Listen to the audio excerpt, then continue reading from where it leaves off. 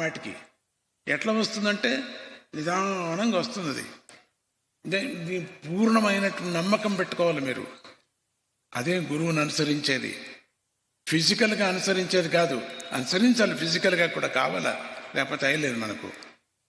ఆ చెప్పిన మాటలో మానసికంగా అనుసరించాలి. నువ్వు ఒక్కడే కూర్చొని యోచన చేయాలా, దీన్ని పంచుకోకూడదు ఎవరికి కూడా. ఏకాంతం, ఇన్నర్, లోపల లోపల లోపలనే నువ్వు ఐక్యం కావాలా, లోపలనే నువ్వు ఐక్యం కావాలా, లోపలే నువ్వు మథన చేసుకోవాలా, లోపలే నీ తపస్సు. అదే తపస్సు అంటే. చాలా అనుమానాలు వస్తాయి, చాలా మనస్సు కదా నిన్ను మంచి మార్గానికి తీసుకువెళ్ళనివ్వదు ఇది. ఎందుకంటే ఇది కర్మతో ముడిపడింది మనస్సు, ఇది బుద్ధి. కాబట్టి కర్మ ఇగ్గుతూ ఉంటుంది. నువ్వేమైనా తెలుసుకుంటే పరమాత్ముడి యొక్క తత్వము, మళ్ళీ నువ్వు ప్రమోషన్ అయి వెళ్ళిపోతూ ఉంటావు, జాగ్రత్త. ఇగ్గు కిందికి ఉంటుంది, ఇది ఎగ్గుతుంది. 4 శ్లోకాలు చెప్పే లోపల ఏదో మనసులో వస్తుంది. అట్లా వేరే తప్పు శ్లోకం చెప్తాం, అట్లా వేరే యోచన చేస్తాం. లెక్కలు వేసేటప్పుడు అదేనే, ఏదో వస్తే ఏదో లెక్క తప్పు వేసేస్తాం. ఫోన్ చూసేటప్పుడు అదేనే, తప్పు నంబర్ కొడతాం. సో అట్లా మనకు ఏకాగ్రత తక్కువైనప్పుడు మన పని అంతా వేస్ట్ అయిపోతుంది. ఒక్క క్షణము డ్రైవింగ్ చేస్తూ ఉన్నాం, చెవులు చేస్తున్నాయి, వినిపిస్తూ హారన్ అటు ఇటు చూడాలి, కండ్లు చూడాలి, ఈ కన్నే అటు అటు చూడాలి, ఆడొస్తున్నాడా ఈడొస్తున్నాడు. ఎంత పెద్ద పని డ్రైవింగ్ అనేది తెలుసా? ఎంత పెద్ద సాధన డ్రైవింగ్ అనేది. ఊరికే ఏదో తమాషా అనుకున్నాం మనం, అనుకున్నాం కాదు. ఎన్ని అవయవాలు పనిచేస్తాయి చూడండి. కండ్లు, చెవులు, కాలు, స్టీరింగ్ పట్టుది, బ్రేకింగ్ రెడీగా ఉండాలా, బ్రేక్ రెడీగా ఉండాలి, ఎక్సలేటర్ రెడీగా ఉండాలా. అండ్ తర్వాత పూర్వకాలంలో ఇట్లా అనేది ఇంకా పెద్ద పెద్ద కష్టం. అవన్నీ ఇంకా 4, 2, 3. ఇప్పుడైతే కొంచెం ఆటోమేటిక్ వచ్చింది కాబట్టి కొంచెం సుఖం ఉంది ఇప్పుడు కొంచెం డ్రైవింగ్లో. అయినా పాత విన్నా చాలామంది అట్లా ఇది డ్రైవింగ్ చేస్తూ ఉండాలి. పక్కలో గోల, ఇంట్లో వీళ్ళు ఏదో పోట్లాడుతున్నారు భార్యాభర్తలు, ఇక్కడ కీచులాడుకుంటున్నారు. ఇద్దరు ఒకటే దొరికారు కదా ఇక్కడ, అందుకని. ఇంట్లో ఉంటే దొరకదు కదా, ఆ రూమ్లో ఈ రూమ్లో ఉంటారు. ఇప్పుడు ఇక్కడ దొరికారు కదా, ఇక చూసుకోండి కీచులాట. ఆ మధ్యలో ఒక 2 పిల్లలు ఉంటాయి, కిర్రో నా ఫోను అవ్వా అని, అమ్మ నాకు పీ వస్తుంది అని ఒకటి. ఏం చేసేది? ఈ మధ్యలో ఆఫీసర్ ఒక ఆయన కూర్చో ఉంటారు పొందుతోటి, ఆయన ఈయనతో మాట్లాడటం. ఏది ఈ భార్యతో పోట్లాడుతుంటాడు, అంతో మాట్లాడుతుంటాడు. ఇవన్నీ భరించాలి ఎవరు? డ్రైవర్. రామా అనిపిస్తుంది వాడికి. అబ్బా ఎక్కడ తీసుకు చెట్టు కొట్టేస్తాను అనిపిస్తుందా లేదా? సైలెన్స్ అంటాడు. ఆ డ్రైవర్ మాట ఎవరు వింటారు? ఏదో మన బంధువు అయితే చెప్తే అదొక రీతి, అండ్ డ్రైవర్ కదా అటు చెప్పలేడు కదా. అమ్మ ఇదంతా కర్మరా, నాకు ఈ పని దొరికింది నాకు. అయ్యో హోటల్లో పాత్ర తొలికే పని అయినా చాలనే ఈ డ్రైవింగ్ వద్దు అనుకుంటాడు లోపల మనసులో, బాధపడతాడు. ఎందుకంటే ఇంత గలాట. ఈ మధ్యలో ఇక్కడ విపరీతమైన రష్, ఆ కారు తగులుతుందో ఈ కారు తగులుతుందో ఏంటో, పాపం కష్టపడి వెళుతూ ఉంటాడు. అందుకని డ్రైవింగ్ చేసేటప్పుడు లోపల గోల పెట్టకూడదు. మనం డ్రైవర్ని డిస్టర్బ్ చేయకూడదు. ఏదో సన్నగా మాట్లాడుకోవాలి అంతే. మనం అప్పుడే మీటింగులు, తాపత్రయాలు, పోట్లాట ఆయనకు డిస్టర్బ్ అవుతుంది. మంచి పెద్ద ప్రయాణం చేస్తున్నాడు, ఒక చిన్న కుక్కకు తగిలినా చాలు అయిపోయా, గలాట. నా కుక్క సాకిని కుక్కకు నువ్వు తోకకు తగిలించావు అని వాళ్ళు పట్టుకుంటాడు వాడు, పెద్ద గలాట. అందుకని అది అంత ఇంద్రియాలు అంత పనిచేస్తున్నాయి మనకు. ఎంత ఆనందం, ఎంత మహిమ పరమాత్ముడు ఇచ్చాడు మనకు. ఇక కూర్చొని వింటున్నాం. ఆ సైలెంట్ మోడ్లో పెట్టినప్పుడు కూడా కుర్ర ఉంటుంది. దానికత్త మనకి యోచన, ఎవరు ఫోన్ చేసి ఉండొచ్చు, ఏంది ఎందుకు, అది కాసేపు ఊరికే ఉండు. చెప్పింటి నేను ఇక్కడ ఉంటా, నేను ఫోన్ చేయని, వాడి ఉండవచ్చు, కానీ తీసుకుంటే ఈ వాలంటీర్ తిడతారు, ఏం చేసేది అని మెల్లగా లేచిపోతాడు పైకి. ఎట్లా లేచిపోతాడు అంటే వదిలేస్తాం, ఏదో దగ్గు వస్తుంది వదిలేస్తాం. అటు వెళ్ళిన తర్వాత మాట్లాడారు. పూర్వకాలంలో బీడీ చేసేవాళ్ళు, సిగరెట్ చేసేవాళ్ళు అట్లే చేశారు, అంటే వదిలేస్తారు. తీ ఎక్కడైనా మంచి చేస్తాడు పో అని. అక్కడ అట్లా పోయి ఎవరు లేనప్పుడు తీసి నోటిలో హోమం అన్నట్టు. వీళ్ళంతా హోమాలు ఎన్నేమో చేస్తారు కదా, మహాయజ్ఞాలు. నేను దిండుము యజ్ఞం చేస్తున్నాను. ఉఫ్ అనేది అది రౌండ్ రౌండ్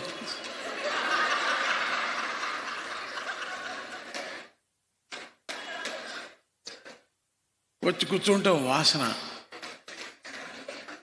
అంటే వాసన. ఆ రాకోకుండా యాలక్కలు వేసుకోవటం, లేక లవంగాలు వేసుకొని వచ్చి కూర్చోవటం. అరగంట అంతే. మళ్ళీ చెట్ట, మళ్ళీ అది ఒక దురభ్యాసం. ఇప్పుడు కొంచెం తగ్గింది అది. ఆ సిగరెట్ బాధలు ఇప్పుడు కొంచెం తగ్గింది, అంతగా లేదు అయినా తగ్గింది, చాలా తగ్గింది. ఇప్పుడు పాన్ పరాకు ఎప్పుడు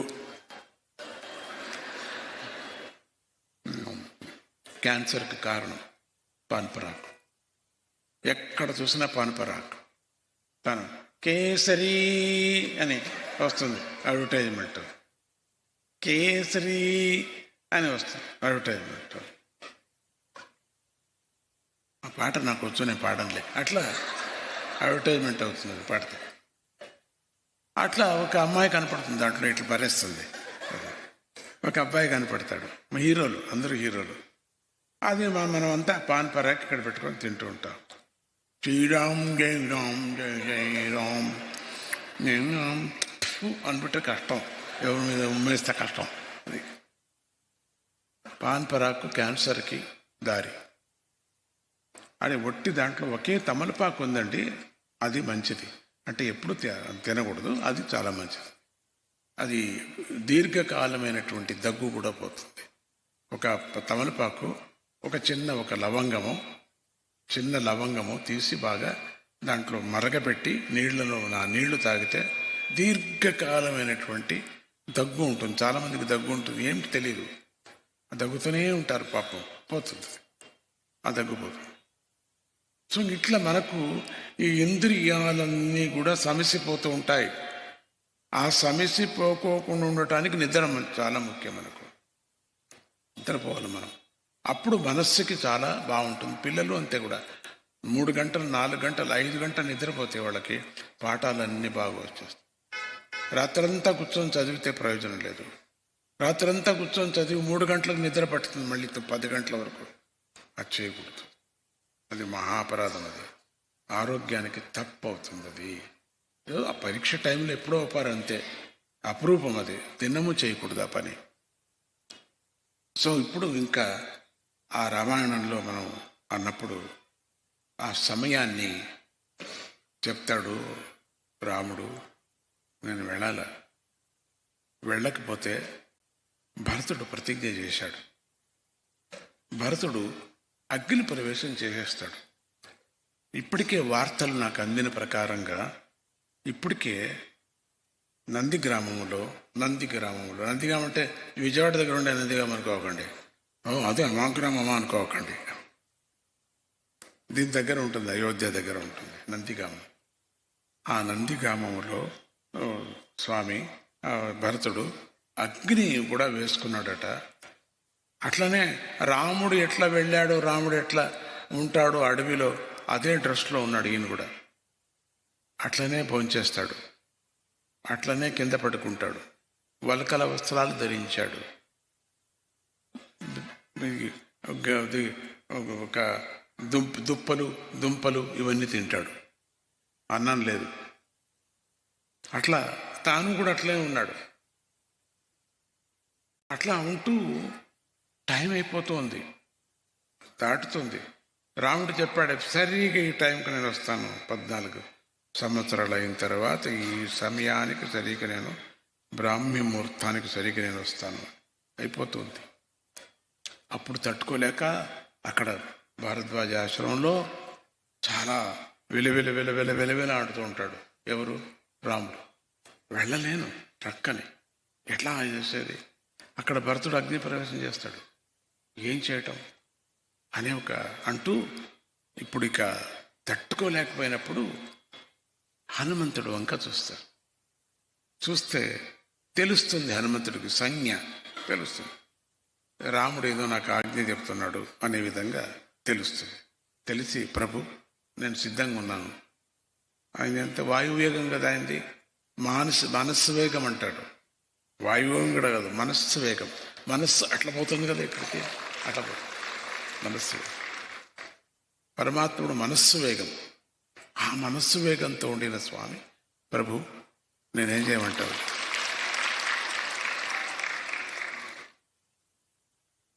అని అంటూ హనుమంతుడు అడుగుతాడు.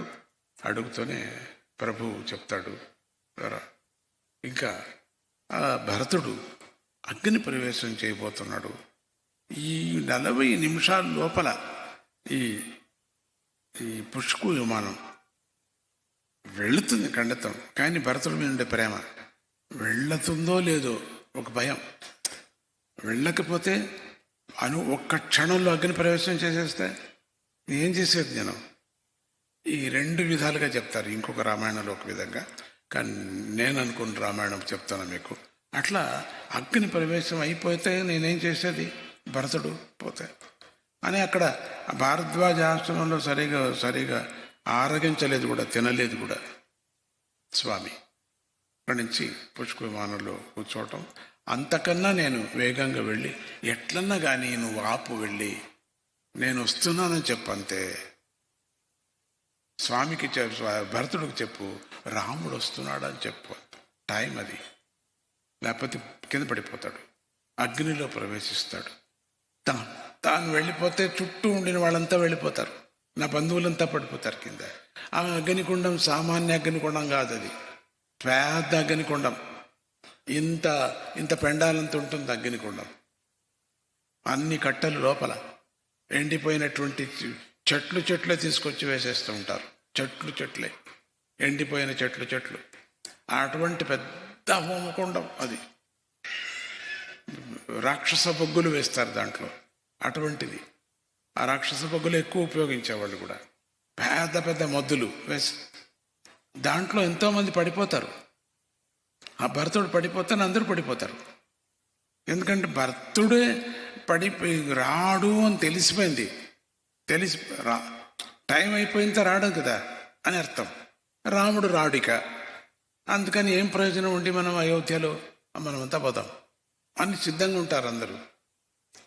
అంతట్లోపల హనుమంతుడు బర్రని వస్తాడు. వచ్చినప్పుడు ఇది రావణాసుడు యొక్క మాయ అనుకుంటాడు భరతుడు. ఇక్కడ కూడా ఎందుకంటే వార్త తెప్పించుకుంటుంటాడు కదా. రావణాసుడు రాముడితో కలయపడుతున్నాడు, సీతను ఎత్తకపోయా, ఇవన్నీ గూఢచారులు దండుకున్నారు కదా. అప్పుడు కూడా గూఢచారులు స్పాయిస్ దండుకున్నారు కదా. అంత ఆధ్యాత్మిక స్పాయిస్ వాళ్ళందరూ కూడా. అంతట్లోపల న్యూస్ వస్తూ ఉంటుంది. చక్రవర్తి కదా, రాజు కదా, రాజుకు రాకపోతే ఇంకెవరికి వస్తుంది? రావాలా, వస్తూనే ఉంటుంది. అట్లా ఈ రావణాసుడు ఈ మాయతో వచ్చి ఈ అగ్నిగుండంలో నేను చేసిన ప్రతిజ్ఞను తప్పించటానికి వచ్చాడేమో అని బాణం తీసుకుంటాడు.